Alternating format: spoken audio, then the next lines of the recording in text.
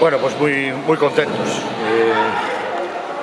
Bueno, muy contentas en este caso. La verdad es que creo que tiene muchísimo mérito. Hemos jugado un muy buen partido contra un rival que, lo decía antes de empezar, respetamos mucho y que nos cuesta, por su tipo de juego y el físico que tienen, poder competir con ellas.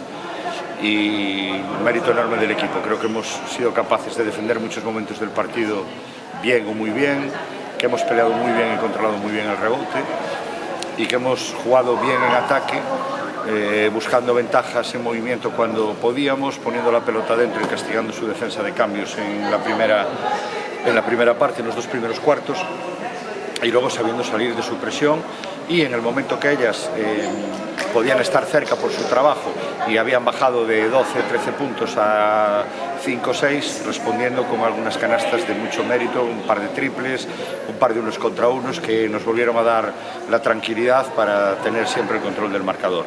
Bueno, victoria muy importante, la tercera, que afianza al equipo como un equipo competitivo de esta liga, el más humilde sin duda, pero muy competitivo, y que además tiene el valor de la diferencia de puntos, porque todas las cosas hay que intentar controlarlas y cuidarlas.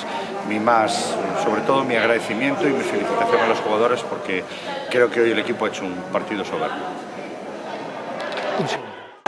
Sabíamos que era un partido importante, es un equipo que va a estar ahí con nosotras, y empezamos muy bien el partido. En el tercer cuarto se intentaron meter y subimos a aguantarles, y aguantamos muy bien todo el partido hasta el final.